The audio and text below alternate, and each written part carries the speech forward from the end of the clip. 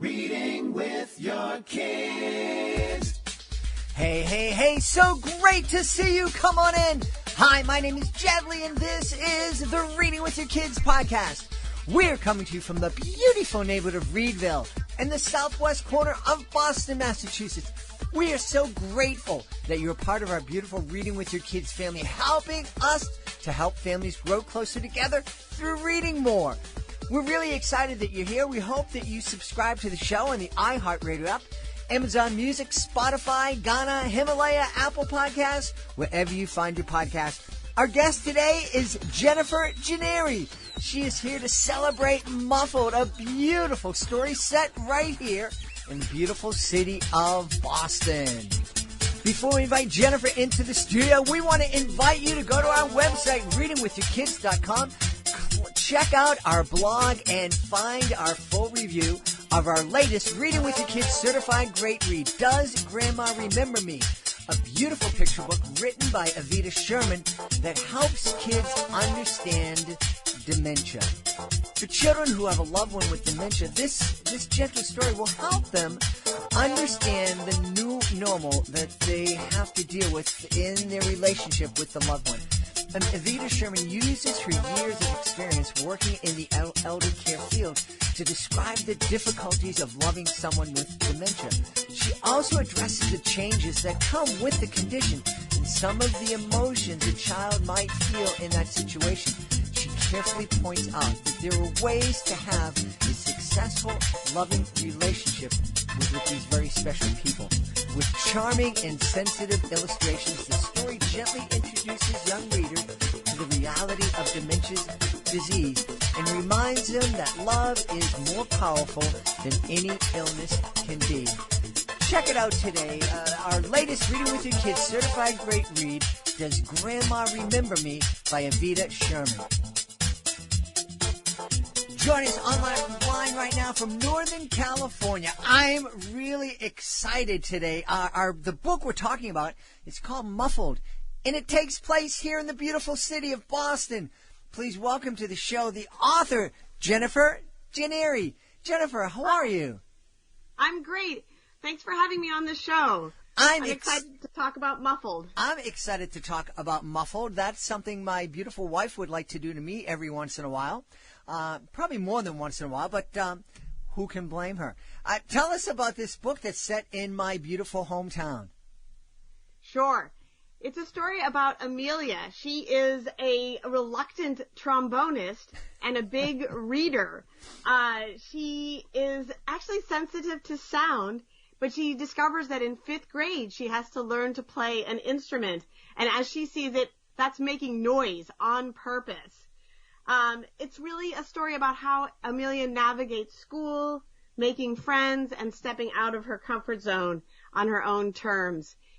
There's also a pet fish, an appearance of the Boston Public Library, and the subway, the T, plays a role in this story. Well, this is fantastic. For those of you who haven't been to Boston, and why haven't you?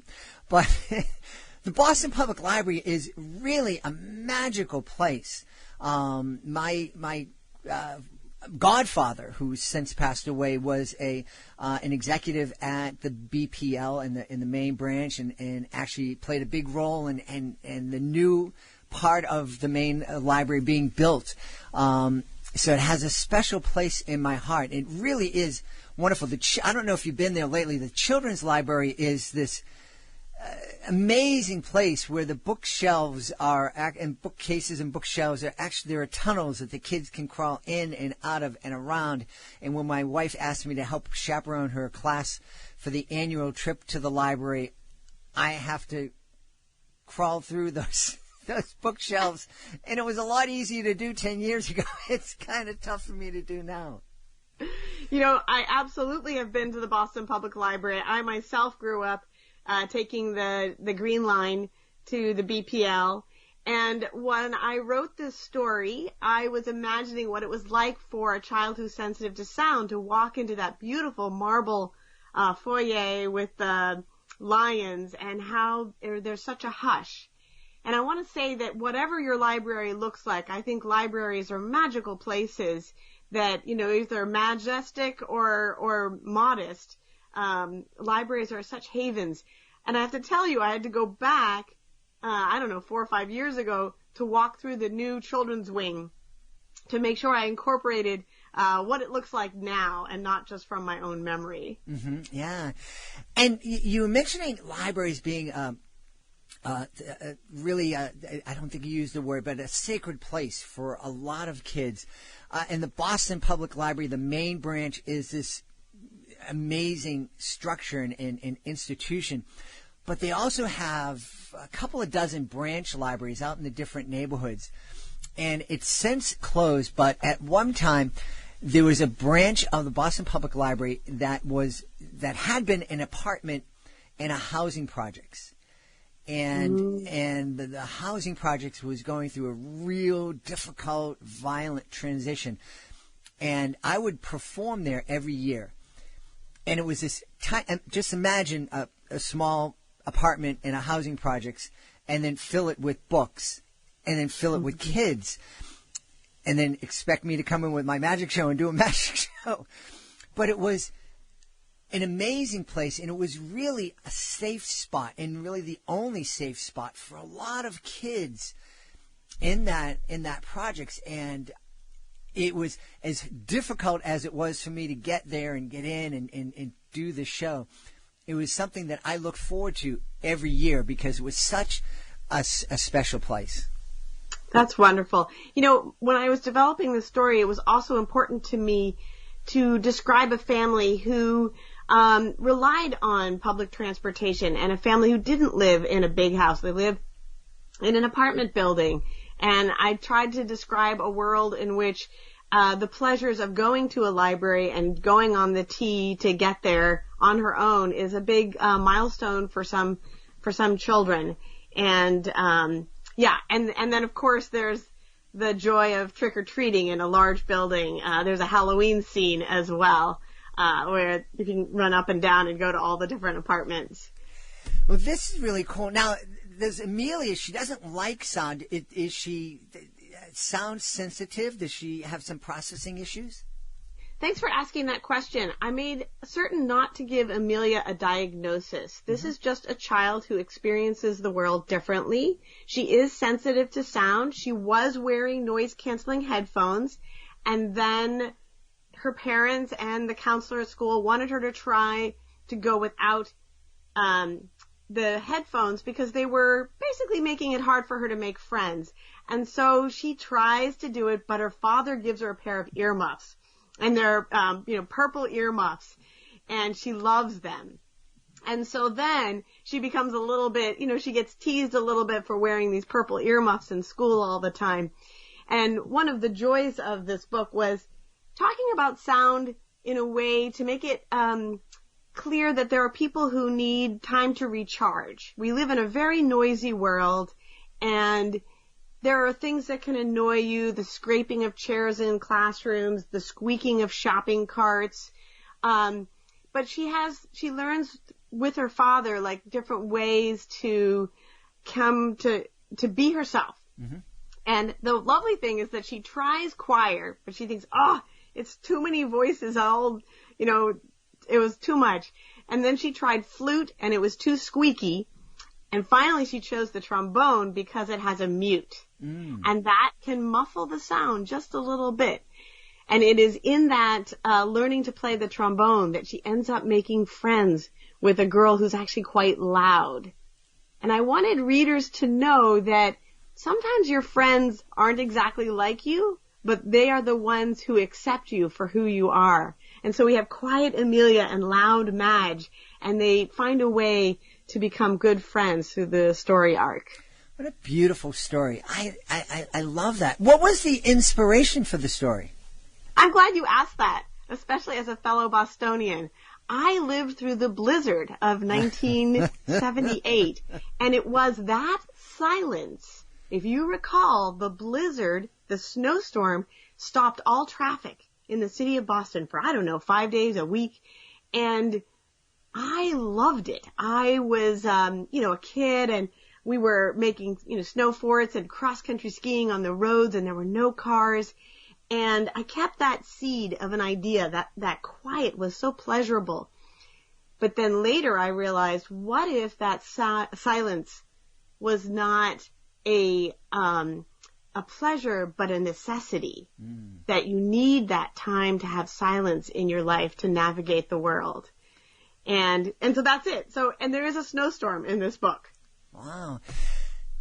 Boy, to talk about memories, I had a little different experience in the blizzard of 78, a little bit older than you. I was working in a detention center at the time, and me and my friend, we knew there was a storm coming, and we knew that there was a chance that even though it was going to be our day off, we knew that there was a chance that some of our colleagues would get stuck. So we decided to go in early, and we ended up being the only staff for 2 weeks.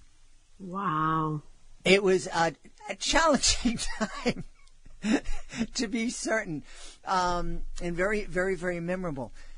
You mentioned the silence of the blizzard. Of course, it wasn't silent in that detention center, but the silence, I lived in a neighborhood here in Boston called South Boston, and I lived right across from the beach, and I loved running on the beach, especially during a snowstorm, because it was that all surrounding silence that is really hard to describe, and you just don't experience it that often. That's right. And in this critical moment where Madge and Amelia have had a fight, she realizes there's a snowstorm, the school is calling all the parents, they're supposed to stay put and wait for their parents to pick them up. But Madge's mom, Madge is actually taken care of by her grandmother, and she doesn't have a car, and Madge is gone, and Amelia thinks, where did she go? And she walks out into the recess area, and throughout the book, Amelia spends a lot of recess hiding and reading a book, but hiding basically in one of those tube tunnels. A lot of playgrounds have changed. But they do still have these plastic tubes that you can crawl into and find solace. And so that's where she thought, well, maybe Madge has gone to hide there. But it turns out she's somewhere else. And she walks, I loved writing that scene where she's walking through the very quiet snow. But she knows she has to be loud to hear, to call out for Madge to find her, and to find her friend who is in trouble in the snow. A great story about friendship, about understanding, and it's interesting. I kind of like the fact that you didn't give Amelia a diagnosis. We love books that help kids get a better understanding of other kids and understand that kids have different challenges in their life and they perceive the world differently. But it's also fun and I think important to remember that we may not know why somebody is sensitive or acting different, but that doesn't change things. We still have an obligation to show that person respect. Absolutely. And for me, that was the way in which she managed to connect with Madge at the end is just really beautiful. It's also about her mom and dad. Her parents love her.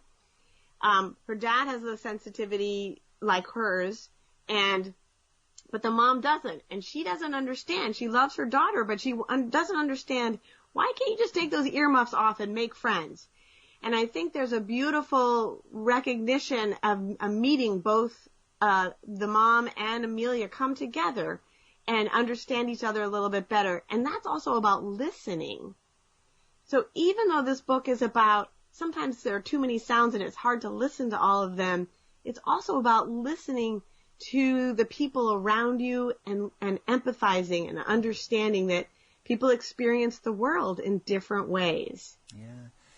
Boy, that lesson for kids and for adults to listen, that's so important, because one of the things that I see, I especially saw it with my son, and I oftentimes was the Uber driver for my kids and their friends when they were in middle school, and especially the guys, when they were in the back of the van, oftentimes they weren't having conversations, they were just waiting for their turn to talk. There was no, I said this, and then you build on that and respond to that. It was just like, I make a statement, they make a statement, and it's my turn again. And it was very obvious, and no one was listening to each other at all. Yeah. And that is a hard thing to learn.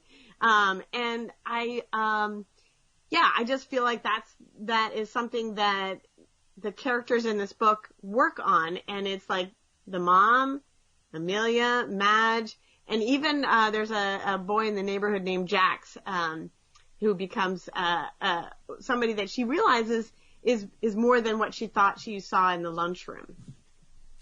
Now, it's interesting that Amelia takes the Green Line into the Boston Public Library. It's obvious that she must be coming from the suburbs or from the Fenway area into Boston Public Library, because if she was coming the other direction, she would have had to go around that sharp turn at the Boylston Street station where the train just makes this horrendous shriek. It sounds like cats are being murdered, and as those wheels are going on that steel rail, it's very, very difficult for even with people with noise-canceling headphones on. Yeah, it's, I kind of actually thought it might be somewhere around Brookline. I was like playing around with where the stop would be. I didn't want it to be Newton, which is what I knew, but I also wanted to make sure that it was a neighborhood of, apartment buildings and something that would be relatable to kids who, maybe who don't have their own cell phones, and the kids who don't have the parents available to drive them places. Yeah. It's a very big deal. She gets her Charlie card. Ah, yes, so cool. You have such fond memories, and you're painting such a beautiful picture of my city, of our city. What's the thing you like the most about Boston?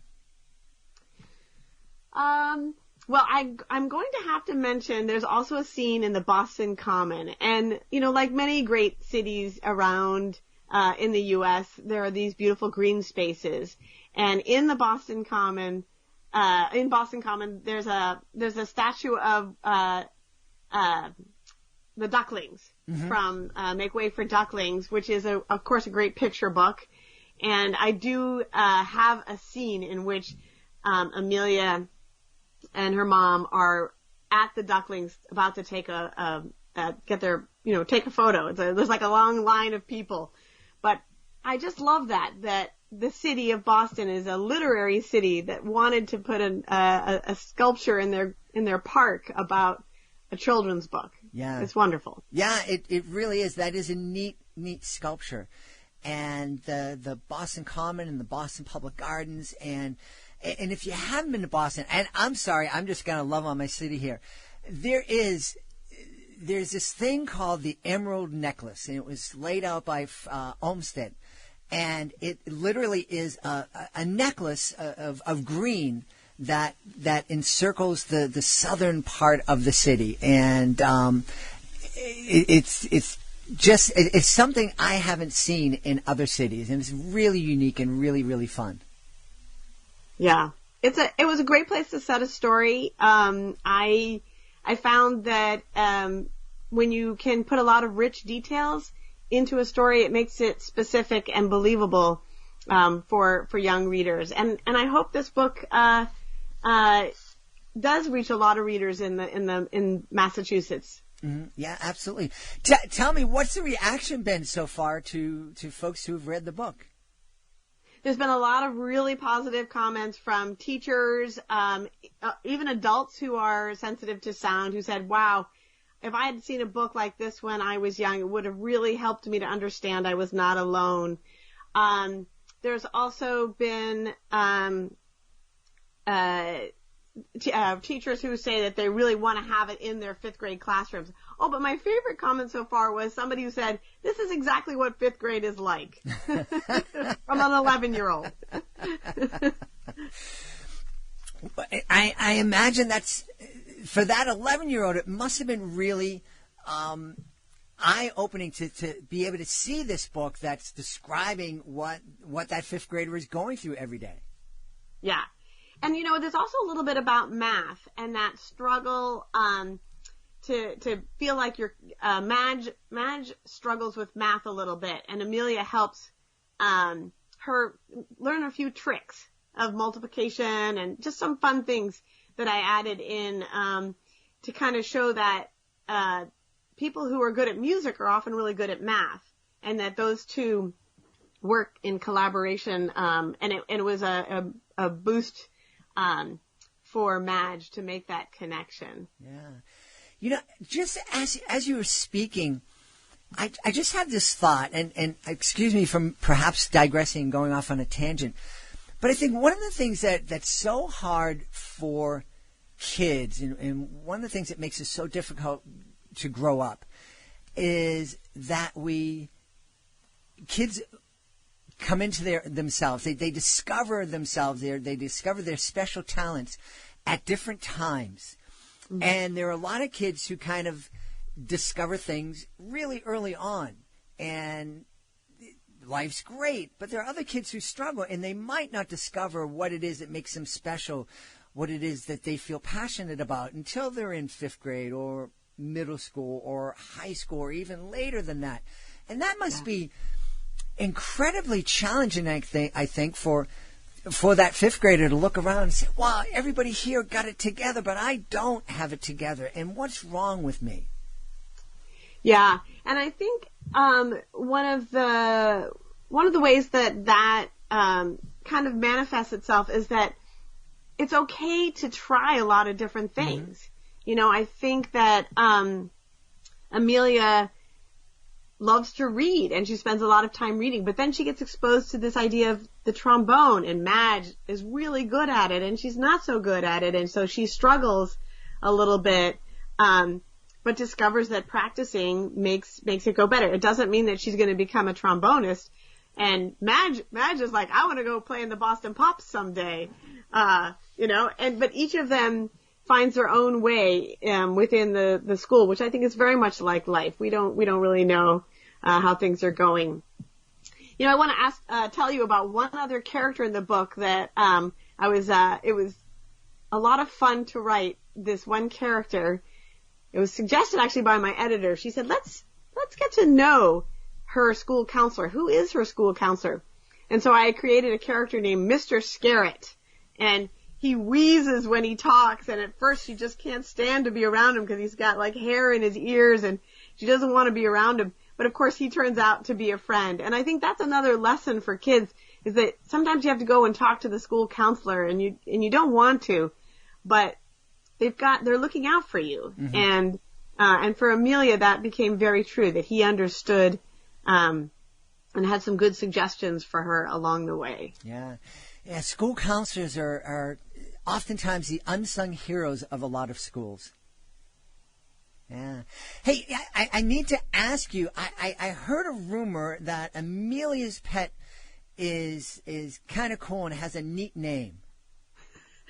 So, the Red Sox do show up in this book, just a little bit.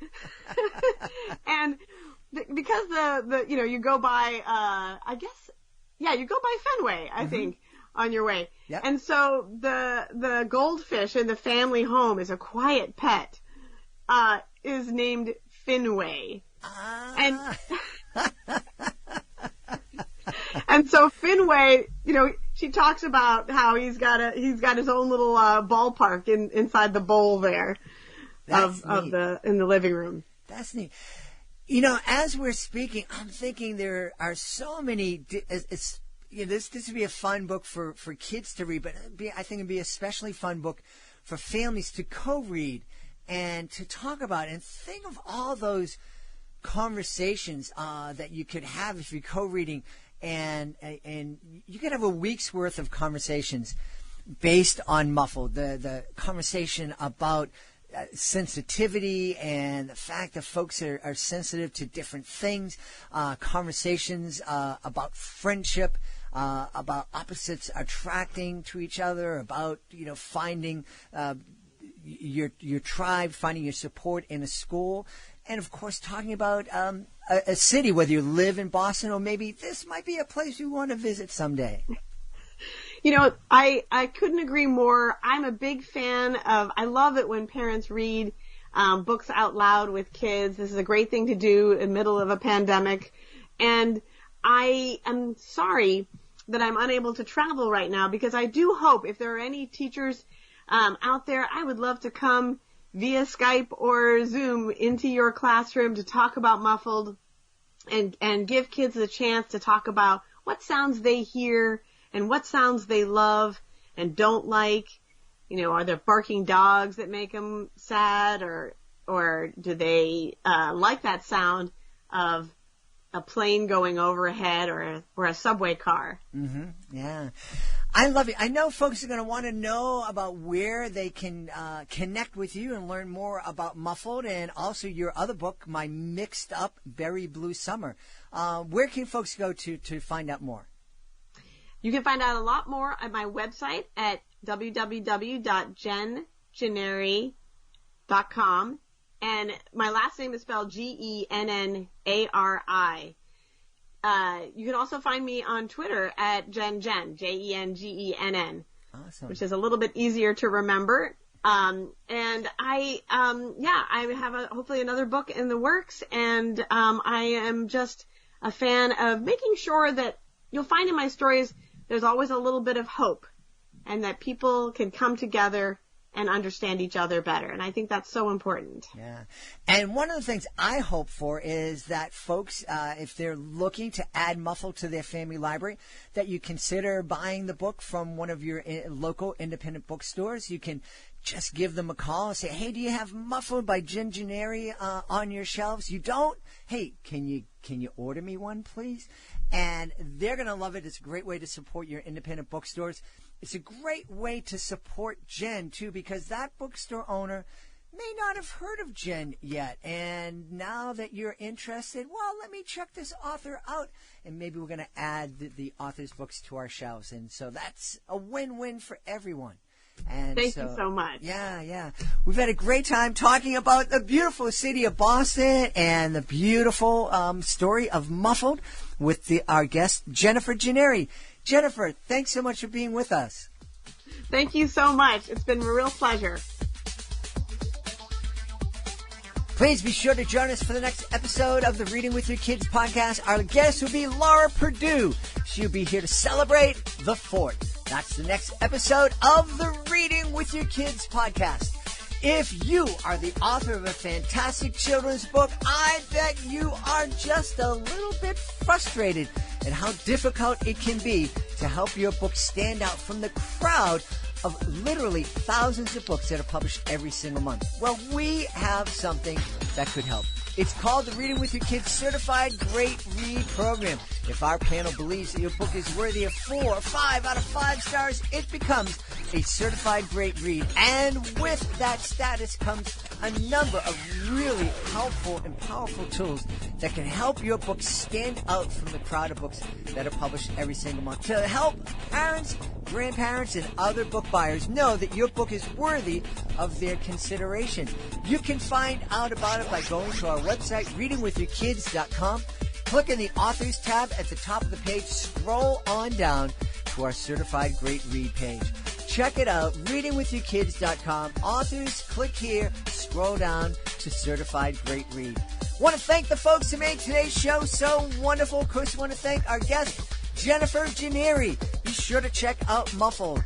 Also want to thank my team, Alejandro Doherty, Fatima Khan. I want to thank our great interns this semester, Alexia Brown, Hannah Pat Oboyski. I want to thank my beautiful wife for all the support she gives me. Most of all, I want to thank you.